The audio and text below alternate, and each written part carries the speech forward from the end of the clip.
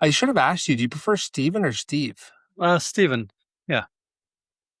I've I when I when I was always Steve when I grew up, and Steven has been my professional name, so I go with that. It's funny how that changes because like I'm 45 and I Yeah. remember hating Christopher growing up. And I was Hmm. always Chris, Chris, Chris. And then eventually it got to a point where I mean, most people just know me as Gonda, but then I shifted and I was like, I like Christopher. I like my full Hmm. name. So I don't know Hmm. why it took me so long to appreciate it. Yeah, well, that's pretty much where I'm at. I started writing as Steven, and my first book was as Steven, so I like it better now too. Good. Let's like go really far back before we go forwards and tell me that moment that you had when you were like, wow, punk rock, of all the music, of all the things, I'm really zoned in on this genre. Sure. Well, I always knew I started out by just memorizing American Top 40 when I was a kid, and just memorized the charts. So music in the 70s and 80s was pretty much all encompassing. Uh, but when but I always knew that I was never quite right for the mainstream, and it took me quite a while. I'd be listening to David Bowie and Iggy Pop and Patti Smith, and just knew that I was on a different path. And then I went to an exchange program in England when I was like 16 or so. And that was life changing because that's where I actually saw punk rock. I saw the Clash before they came to America. And then I saw like some mainstream shows. I remember seeing Bob Dylan and Eric Clapton and realizing that was not for me. It didn't speak to me, and the punk bands did. Um, and I came back to New Jersey, and I just knew things were never going to be the same. My friends were, you know, working on their cars and listening to Deep Purple Machine Head and things like that, and I just didn't fit in anymore. So um, that was my first step.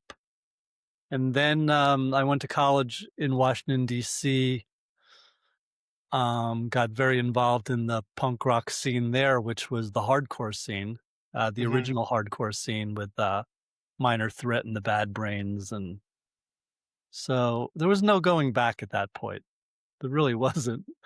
And I got involved. I was the kid promoter in Washington. So I'd book a lot of the shows: Black Flag, Dead Kennedys, Circle Jerks. And these bands crashed on my couch. That's And, cool. and, they would, um, okay, Jamie just texted you to let me know that, whatever, I'm on the phone with you. So whatever. Make sure you remember to talk to Chris. Yeah, exactly. Yeah. so, um, so anyway, and I remember me hanging out with Black Flag, and they would talk about success in non-economic terms, and Mhm, like the idea that you could be successful yet broke. mhm. And at that point, I was no longer on the path to become a lawyer. And I've been following this. And at that point, I wanted to write about music. And amazingly, all these years later, I'm still able to do that. So the dream that I had, I've been able to live. And I love it. I wake up every morning. love what I do, you know, do the same thing every day, which is, I work 10 to 15 hours a day writing about music. I started out as a journalist.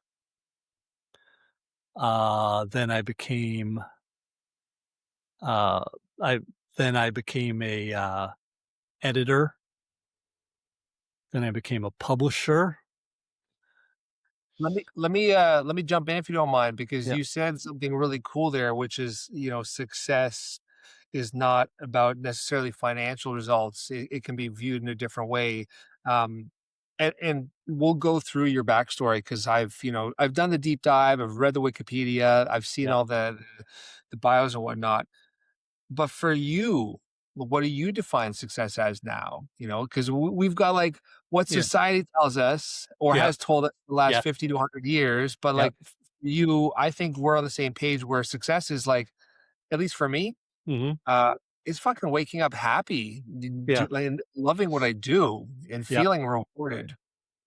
yeah. Well, that's what it is. Is like, um, eh, one thing that's been really telling to me is I have these, friends from high school and college who are successful, very successful, and they're jealous of what I do. So I figure um, that's the ultimate validation, right? If these people who I look at as successful think I'm successful, then I'm ahead of the game. Um, I, l- Again, I wake up every day loving what I do. Um, my mother passed away about 2 years ago, and she said on her almost on her deathbed, said, "You really fucked up. You should have been a lawyer." And I was just like, "Man, it's like you don't get me, you know? You've been with me all these years." She lived till almost, she was in her late 80s, and that's what she came away from everything with, and I was like, "Damn." you know? But, it's okay. It's okay. She lived her life. I lived my life, and, um, but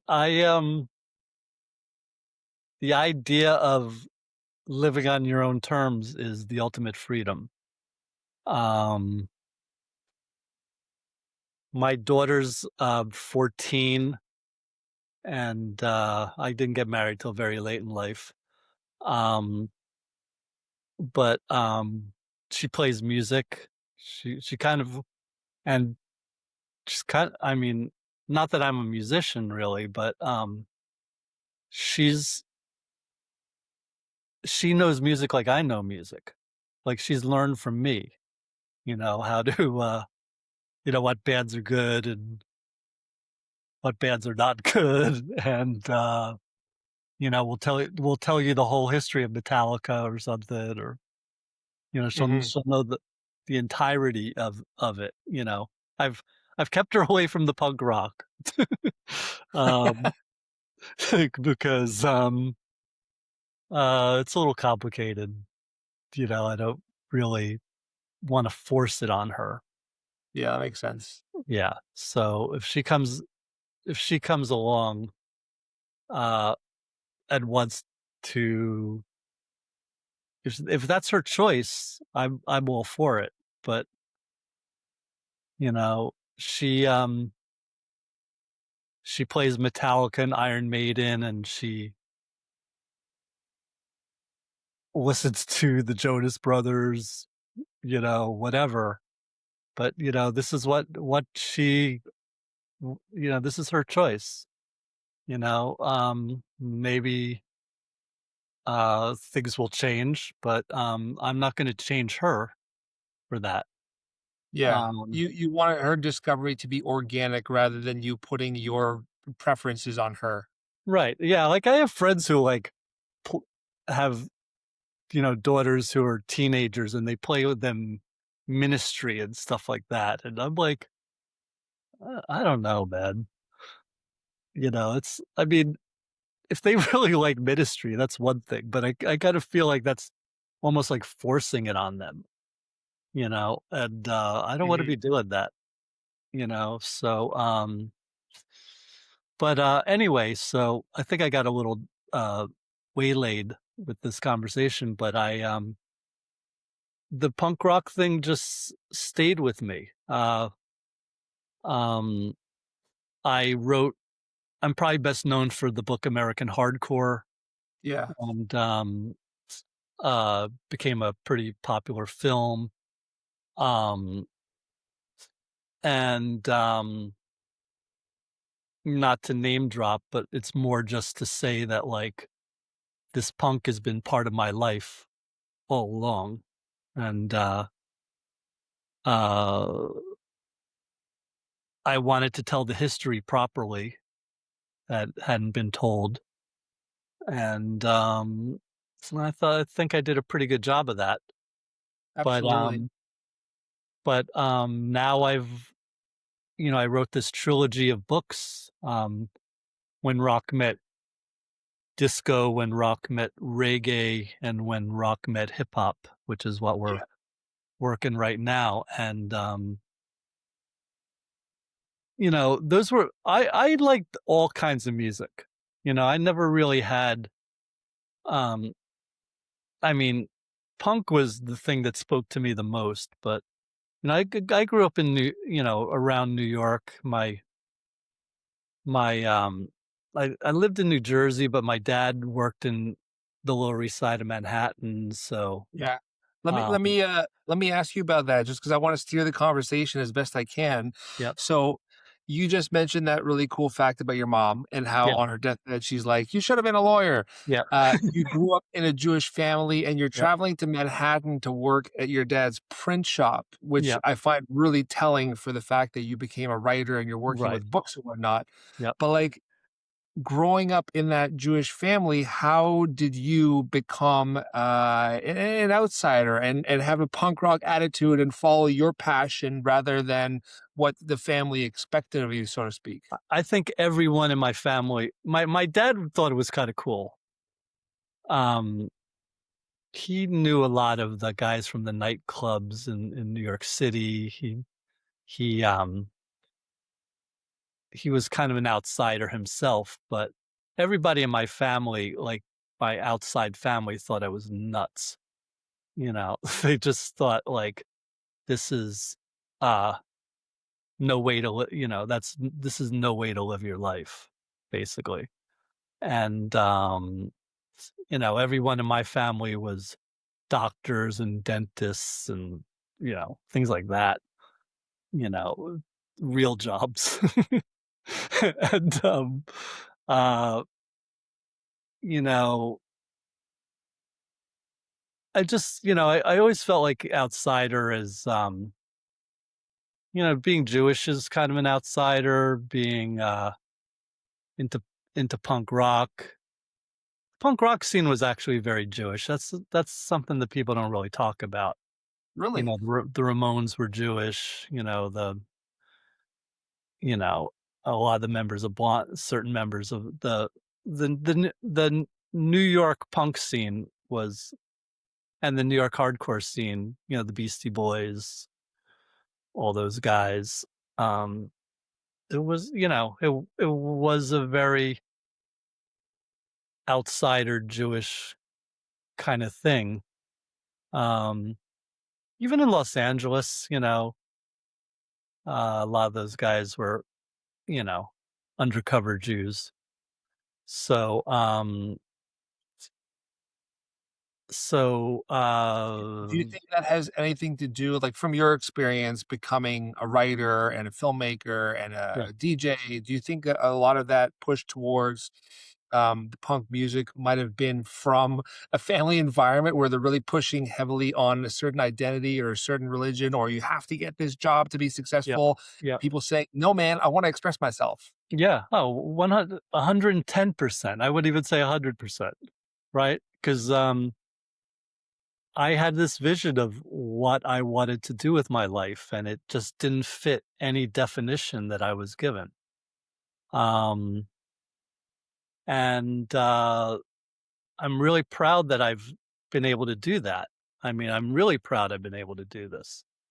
And I find that,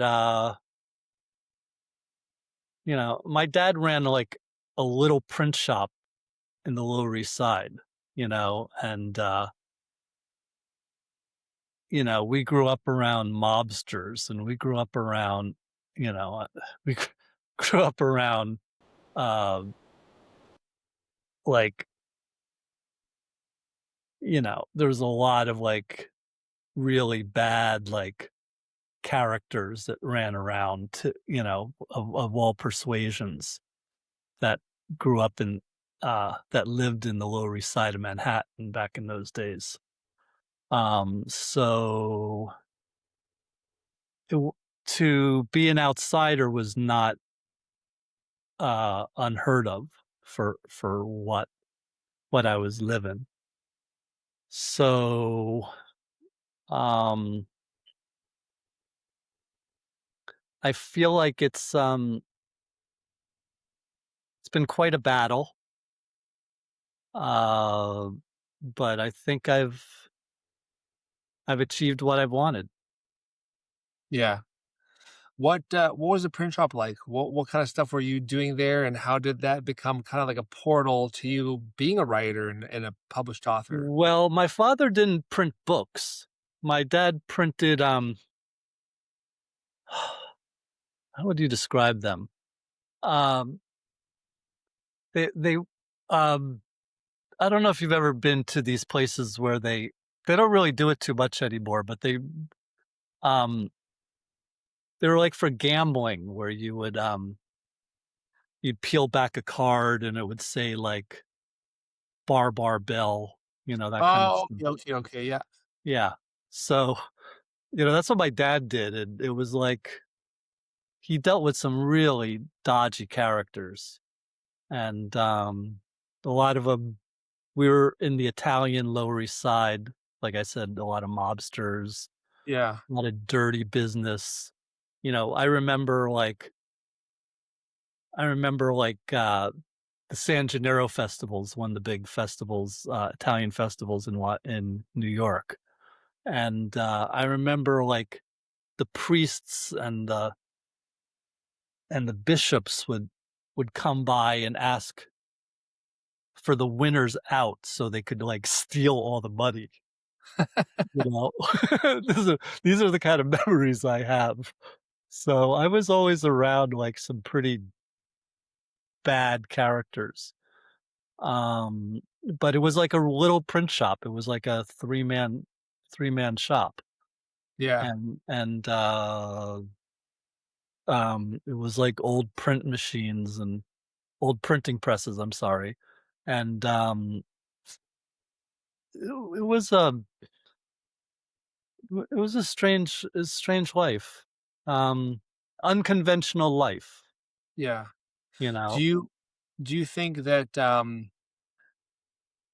it almost sounds like it wasn't the print shop per se that helped spur things on because obviously your dad was working on a totally different type of medium than I thought, Yeah. but maybe it's the fact that he was an entrepreneur and working for himself and self-made that helped you down that path? Yeah. Yeah, I think that's why he liked what I was doing. I think he kinda got a kick out of it.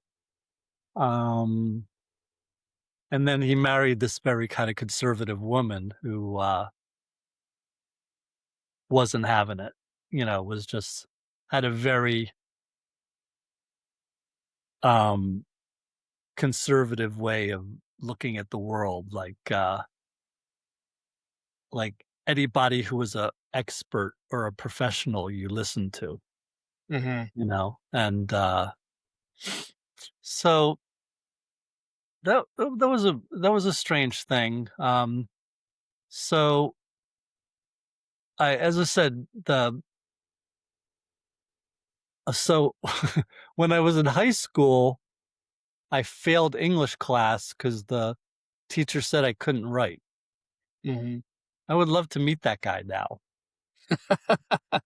you know? So, I, but, I went to college and didn't think I just didn't think I was a writer. I don't know. I just didn't I had already had this experience of failing, like, literally like an F, in English, which, I was not an F kinda student. Um, and, then I started writing for the school alternative paper, and, people responded really well to what I was doing. And this was in Washington, DC. And, then since I did like to write, I started writing for a lot of the downtown New York newspapers. Um, they were basically fashion magazines, Mhm. but they were culture magazines, so, which were pretty popular at the time. Interview magazine probably being the most famous of them, which was Andy Warhol's magazine, and, so they did a lot of music coverage, Yeah. and, so since very few people wrote about music, kind of a I had a lot of opportunity, and I started, as a journalist with these papers, Paper Magazine. People aren't around anymore, but, uh, Interview being the most famous of them, and they're still around in some form. Um, but I started as a writer.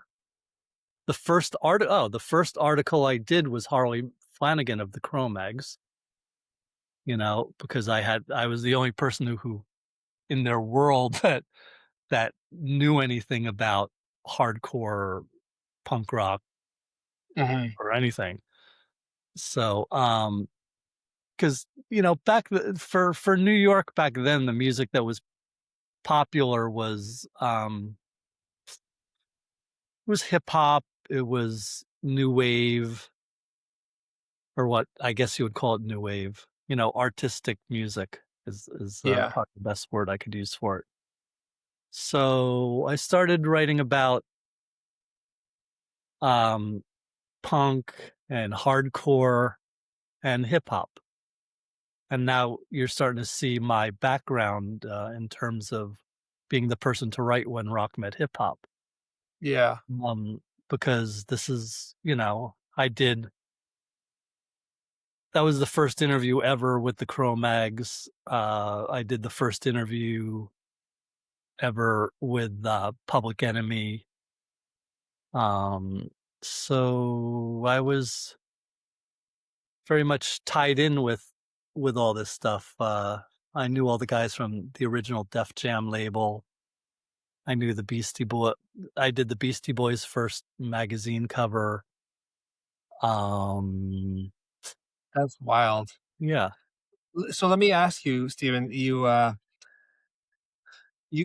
an F in English, but you've started to discover punk and CBGBs and Liz Mar Lounge, and then you have this Mhm. internship in the UK, and it's like, oh my God, punk rock, and then you Yep. go to Washington, and now it's hardcore punk, and you're joining up with the camps like Black Flag.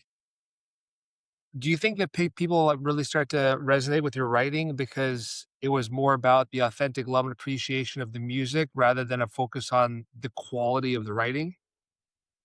Yeah, I mean, of course, I tried to be a good writer. I think I was pretty good. I basically was doing interviews, Yeah. so interviews kind of save you as a writer, because it's asking good questions and transcribing them, right? And I was always really interested in bands. Mhm. I mean, even now I've got like a record collection of like 10,000 records, and just to say that I'm been very caught up in buying records and being a DJ. Mhm. I was a nightclub DJ in New York. You mentioned it, but in the New York nightclubs, I would DJ a lot. Um, and I would play all sorts of music, um, hip hop and rock and pop and, you know, oldies and, so I really mixed it up. Um, but so I think what saved me a lot in terms of the quality of the writing was I was one of the first people, I guess, who was doing interviews solely, Yeah. so I a lot of people were like using big words and uh, writing like that. I was just more like conversation. So I think that's what differentiated me from everyone. If you see if you look at when rock met hip hop, um, I still do that. Yeah. I still do that. Yeah, So, I wasn't trying to insinuate or imply that the quality wasn't good. What I was trying to paint a picture more of, it sounds like you were more focused on making sure the meat and potatoes and the food on the plate were the best possible quality and less focused on the presentation. yeah, that's totally right, Christopher. I mean, that's pretty much how I ran it, and Okay. that's my style. That's still my style. So, yeah, So and good. before we talk more about the interviews, and kind of progress in time to this book, tell me about your mindset. Like how did you have the tenacity or mental fortitude to say like, I am doing this. This is what I want to do, and be damned what the expectations of me are. Mhm. Well, it comes back to success in non-economic terms. It's like being unafraid to I wouldn't say it's so desperate to say it was, uh, being unafraid to starve, because I never really quite hit that depth. I always had the DJing gigs, which paid pretty well in New York. Um, but it wasn't like I was making a lot of money as a writer, and, I never took my eye off the prize, really. I mean, most people are too afraid to do what I did, Mhm. honestly. Um, uh, yeah, most people are too afraid to do what I did, and, that's why I that's but I never stopped doing it. It's like I was very tied in with the grunge scene.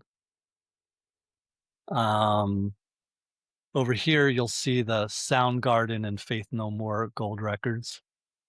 I was very tied Yeah. in with that whole scene. Um, but it wasn't like I was getting rich off of that either. It was more like I had entry into a lot of cool stuff.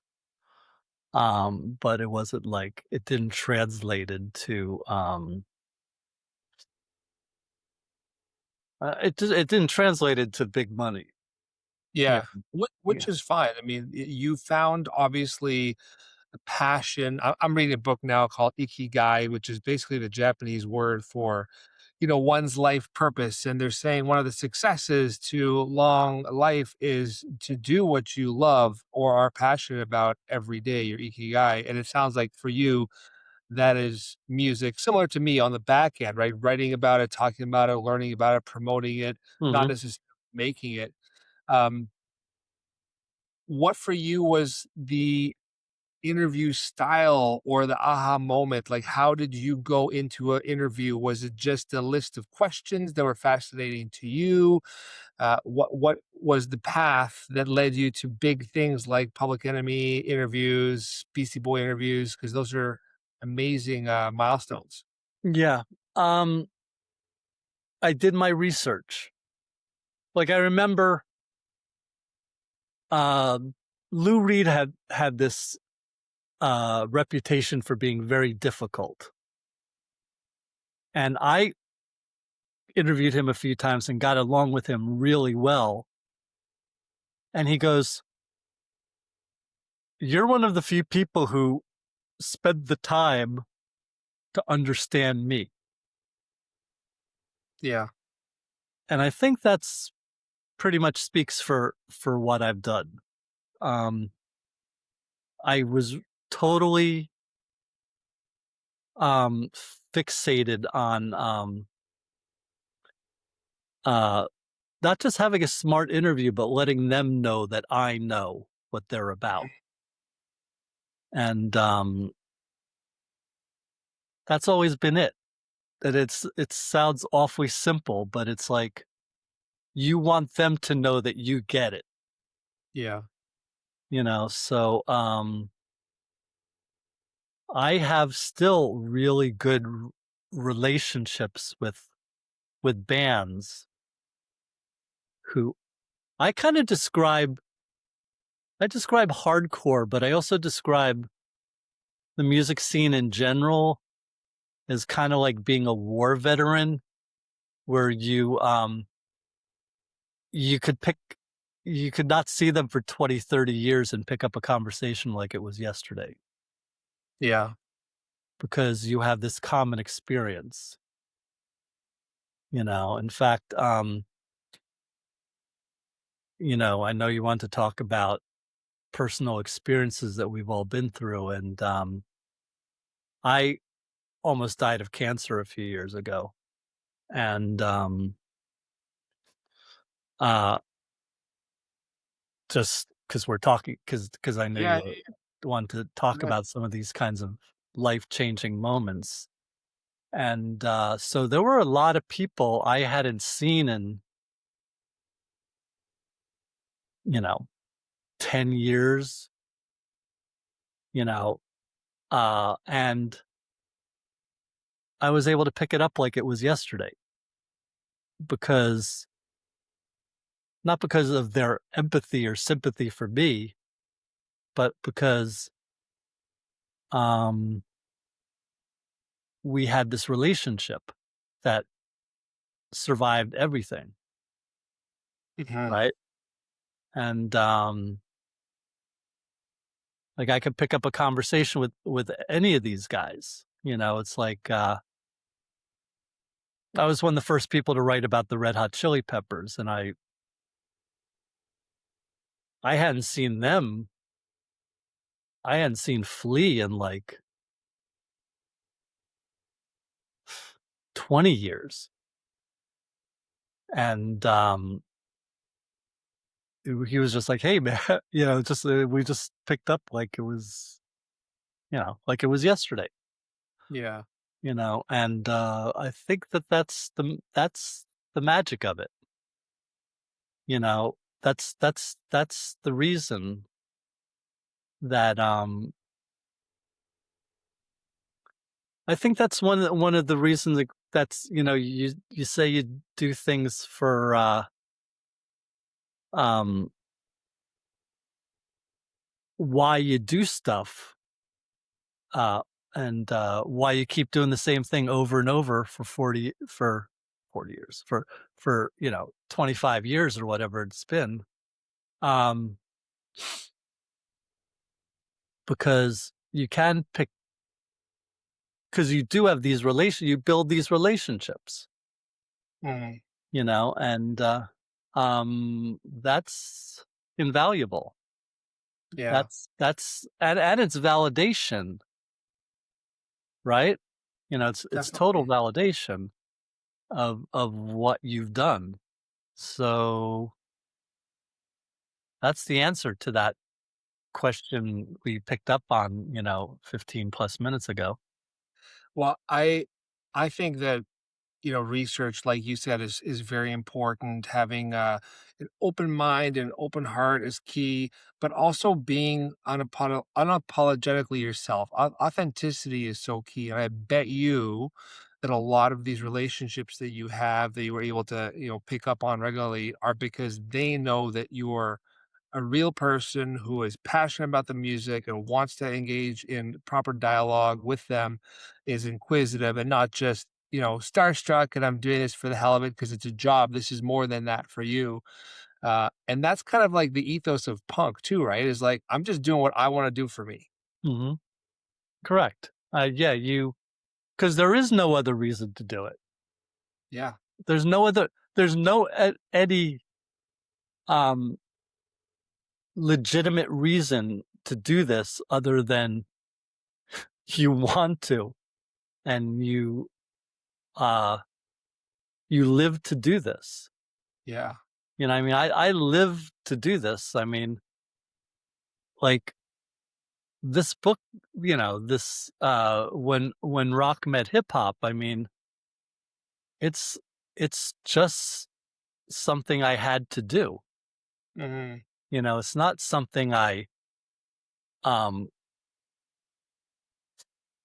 I'm not sitting there going like, man, I'm gonna make all this money, because I'm not. I mean, I, I'll I'll do okay, Yeah. but I'm not going to you know, I'm not gonna get wealthy off of this stuff. Um and that's okay. That's living that's success in non-economic terms.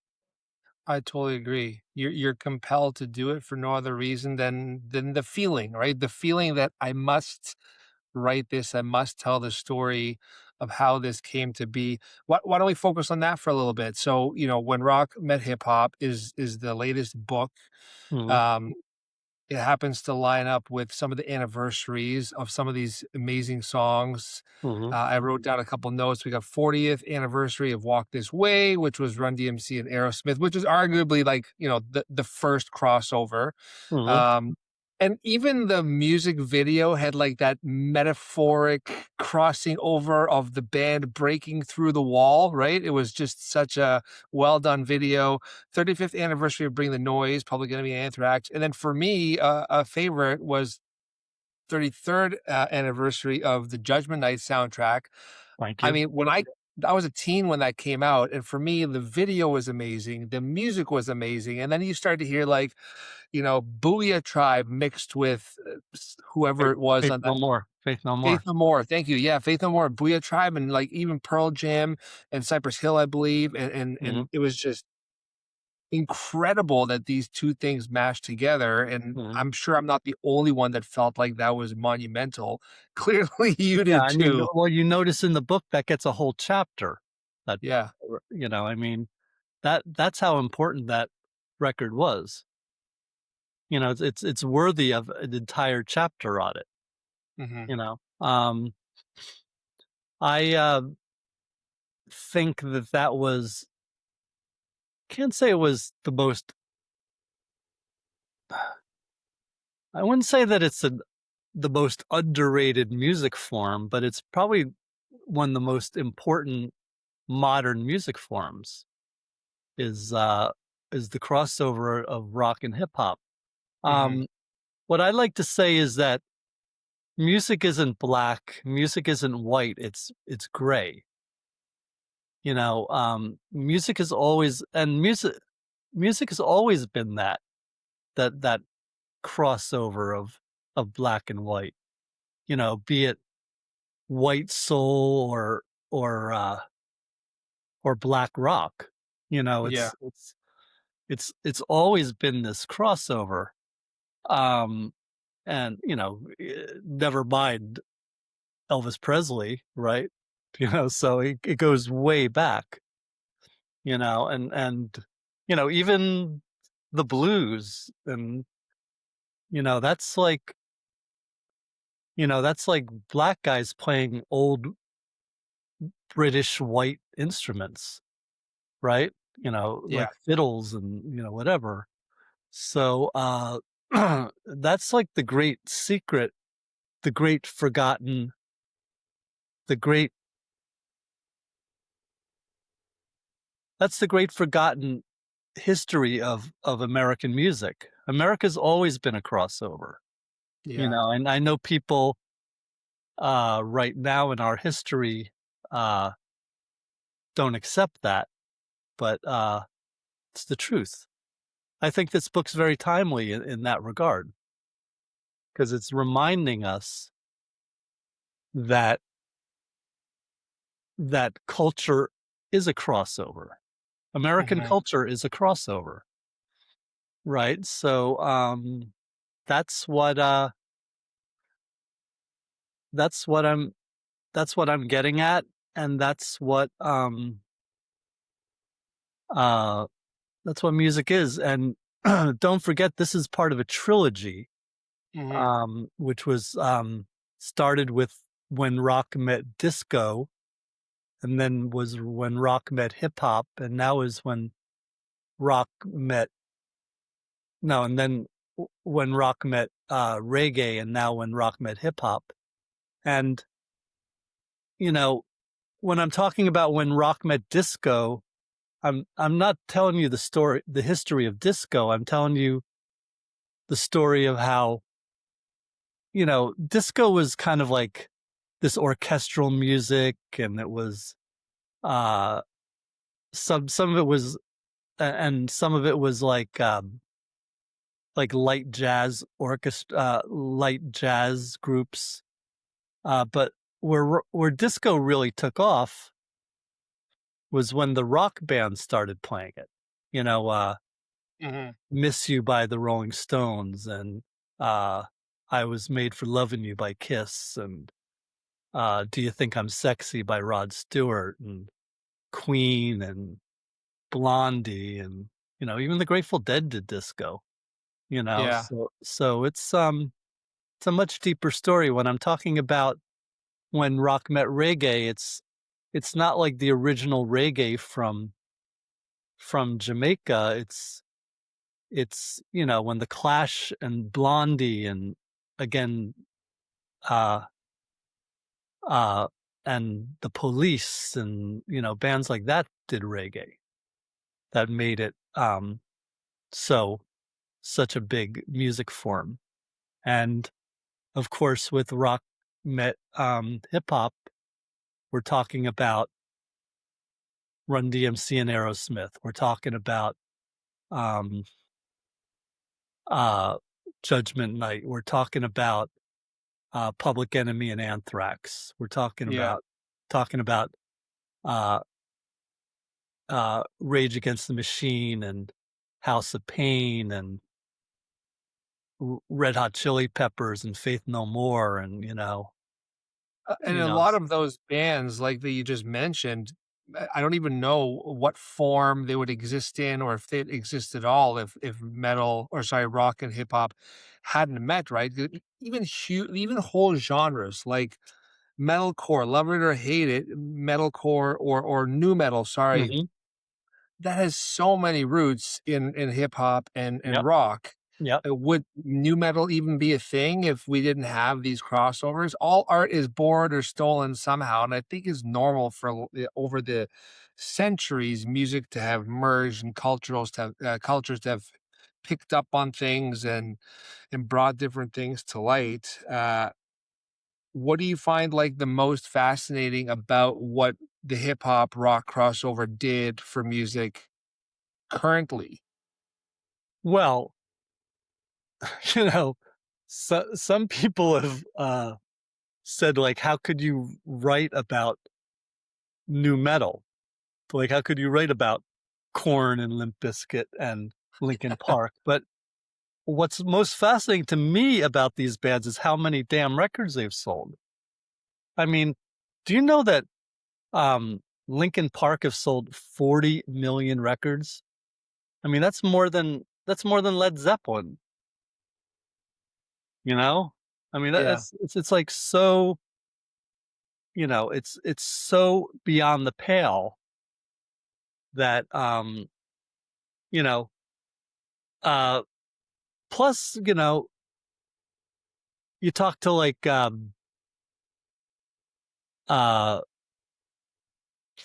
Dr. Dre, or you talk to, if you listen to Dr. Dre, or you listen to, Exhibit, or one of these guys, mhm, they'll tell you how good Fred Durst is. So if they're saying it, who am I to say different? yeah. I You think know? you're absolutely right. I mean, I'm in Canada, and for the last 20 years, there's been the whole "I hate Nickelback, I love Yeah, Nickelback" yeah, debate, yeah. and I always said the same thing. I said, who are we as fans who are just listening passively to make a decision on what's good or bad? Wouldn't we logically want to look at who they're collaborating with or what they're doing? I mean, you mentioned Linkin Park. Linkin Park famously did a collab album with Jay-Z. Talk Right. about like credibility, right? Yeah, And Nickelback famously also is good friends with Jerry Cantrell. You mentioned your yeah, ties to the grunge yep, scene. If yep. Nickelback touring and Jerry's like, "Hey, let me jump on stage with you," for me, Mhm. that's credibility because Yep, Alice in Chains have a lot of credibility. So totally, totally. ultimately, the credibility is in, like you said, their performance and how they're selling and Mhm, who is referencing them. I don't know if you're familiar with Meshuggah. You know, mhm, Meshuggah's of course.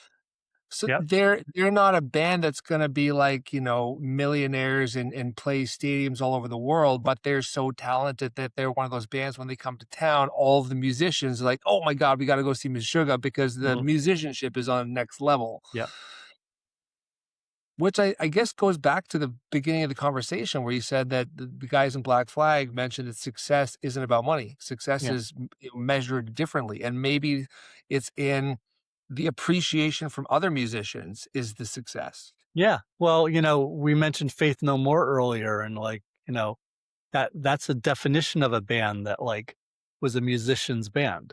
Yeah. I think that that's, the ultimate I feel that's the ultimate validation. What you're talking about with Meshuggah, what I'm talking about with Faith No More. Mhm. Yeah. Agreed. Yeah. Um, Stephen, let me ask you a couple more questions. So, you're author, filmmaker, Mhm. historian, podcaster, blogger, DJ. You're also a father. How do Yep. you balance your time? How do you like sit down and do these 10, 15-hour days and balance life? Um,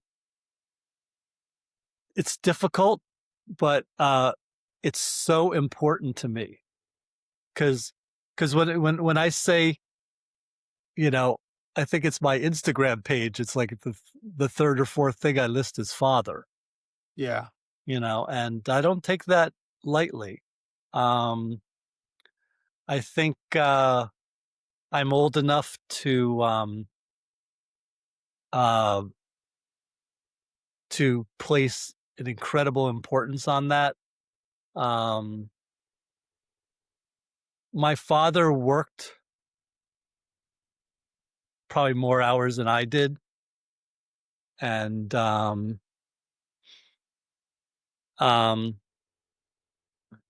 uh, but he was never, so my dad was and my mom were never really around for me.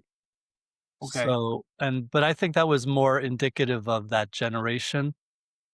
I was what you would call a latchkey kid, Yeah. you know? So, um, sorry. That's okay. Uh, um, I feel like it's more important than anything I do. Being a Mhm. parent is, like, the most important thing I do. I make time for it. I work from home is probably the answer of why I'm able to do that. Yeah. Um, so when my daughter comes home from school, I always make sure to make time for her. We talk a lot. We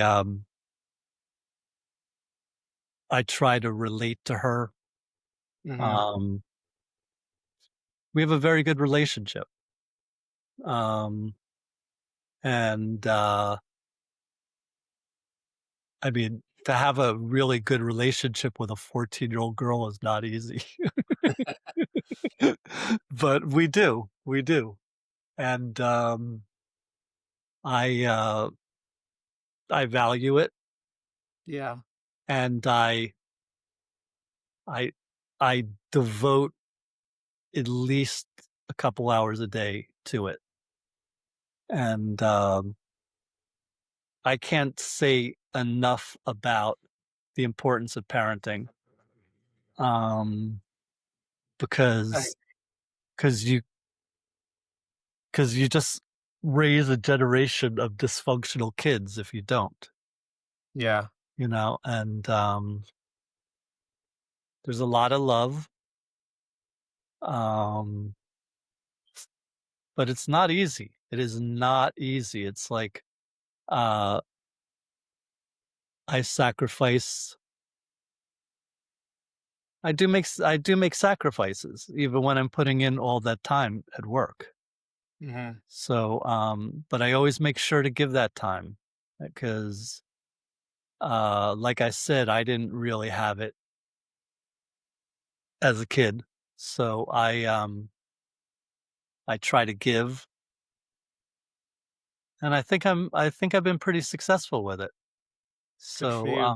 yeah, I but, mean, it go ahead. I'm a father too, and, Mhm, it's no doubt that it's a lot of work. It's no mhm, doubt that, you have to go into it, um, embracing the unknown, but also saying, like, "This isn't a lifestyle choice. This isn't something that you can just say, 'I'm gonna add it to my pile of stuff.' It's a full-on job, and it requires a shift." It's funny because you said that you didn't really get a lot of that at home growing up, so you're trying to give more of it to your daughter. Do mhm. you think that maybe, because of how you grew up, because of how your parents were not around for you, or that you were a latchkey kid, to use your term, that's why you gravitated towards music like punk, because it's so community based that it is kind of like family that you were not getting? You know what? I never thought of that, but, I think you're correct. Um, a lot of my friends came from I didn't come from a dysfunctional family, you know what I mean? Mhm. I didn't come from a dysfunctional family, but I came from, like, a family that wasn't really they really weren't there for me, you know? So, Mhm. um, I, a lot of the kids in the hardcore scene, in the punk rock scene in general, were, uh, came from dysfunction.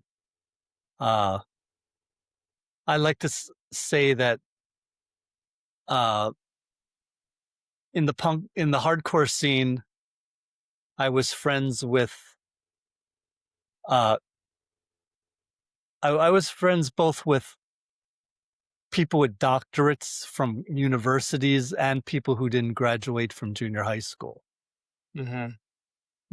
so we all came from, uh, like, and a lot of my friends, you know, who, especially the ones who were squatting and things like that, living in squats, um, they, found their families, or uh, families, that, um, uh, people who's come from divorced families, um, they found their way through the hardcore scene. Yeah. So it was I never really thought about what you just asked me, but, I think the answer is absolutely. Yeah. I think it was, and I think it's a really good question because I don't, I didn't really put much thought to that, but I see all the people who came from broken families and, um uh, uh, people who didn't graduate from school and things like Mhm. that. And you got to point to it. You got to point to hardcore as this family, as a Big time. family. Yeah. Big time. Punk and punk hardcore or hardcore punk, sorry, Yeah. are such, tight knit communities. And if you look at how artists in general communicate with each other and reference different things, it just keeps going back further and further. I don't know why I just remembered, but you mentioned Dr. Dre. There's a awesome documentary on Netflix with him and Jimmy Iovine and Beats and how they sold Beats. And I think it was the second episode or the first episode. Dr. Dre is like on an island by himself and he's just jamming out to music and Nirvana's on. And he is like talking about the song, saying, "This is my favorite jam. This is one of my favorite rock jams, period." And this is Dr. Dre, right? The Chronic and so on and so forth. Music is there for us. It's a salvation. It's community when we want to escape. It is maybe something that we're not getting at home, whether it's a broken home or not. It doesn't matter. But like maybe you're not feeling like you belong in that house, and then you Yep. hit a scene like hardcore, and you're like, "This is where I belong." Hmm. Um, do you remember who it was in Black Flag that gave you this astounding quote that changed your life about success? It was it was Greg Ginn and the guitar player and Chuck Dukowski, the bass player, speaking to us, to like a bunch of us. Yeah. And you know, I had just never thought like that. I had never that had never even crossed my mind, and it was really and that's how those guys lived. Mhm. Those guys, they toured and didn't make, they worked so hard. That band worked so hard and they never had a lot of money. They never made Mhm. money. It's like I went to go see the Black Flag reunion that's going on right now with they have a girl singer and she's like fire. She's she's like unbelievable. She's like the female Henry Rollins, really. Mhm. And I don't drop that name lightly. And you could tell they're not making any money, you know. They're playing. I went to a show and I think I was talking to the guy at the hall and said, "Oh, these guys only drew like 300 people." Meaning they usually sell out this room, which is like 700. Yeah. And but Greg Ginn had such a smile on his face. He was having the time of his life, And I saw him afterwards and he knows me obviously, so he kind of gave me as close to a hug as you're ever going to get from a guy like that. Yeah. And you could tell that it didn't matter how many people were there. It was just it was just he was in his element, and he, Mhm. so yeah, so it doesn't stop. That's my point. It doesn't stop. If you come with this attitude, if you come with this attitude, it doesn't end. Like I Yeah. come from this attitude of how I approach music and how I approach my life, and it's not going to stop now. I mean, Mhm. that's impossible. You just keep Y- going. Yeah, I just it's impossible for it to change now. I mean, maybe it would have changed in my 20s and 30s if it was going to stop, but it's impossible now. This is my life. Writing and writing is my life. Just like these bands, their music is their life. And I'm really proud of the books I've written. I've now written 10 books. Um, and I think, uh, American Hardcore was no joke, but I think the best book I've ever written is this new one. When Rock Met Hip Hop is a is a cultural story, and it's a story of my life. Mhm. I really appreciate you sharing. It is funny, to come full circle again, we talked about success and how you really have to view it differently, and that it can be different for everyone for sure. But we're both fathers, Mhm, and it's not until you have a kid and your kid starts to develop and grow and learn that you realize I don't care what this human does with their life. I just want them to be happy and healthy and whatever they pursue to pursue it in all earnesty, right? To like live it and feel it. I don't care if you make money at it. I just want you to be as good as you can at it and be happy and fulfilled. And it mhm. sounds like that is the life you've lived and that's the life you're trying to teach your daughter. Yeah. Yeah, absolutely. And I seems like you're, following a similar but obviously different path, but you're doing the same thing. So, good luck with what you're doing too. And, I'm I could wake up in the mirror every day and feel good about myself, Yeah. so that's really what it's about, I mean, I'm older than I look, and but I think it's because I feel good about myself. Yeah. I'm like you. I just can't help but wake up and do what I do, and I love it. And I really love these conversations, and I'm very appreciative of your time, and your stories and anecdotes. You've obviously had a myriad of successes over the years, including we didn't talk about, having been published in Vice and High Times and The Village Yeah. Voice, and your 10 books and documentaries.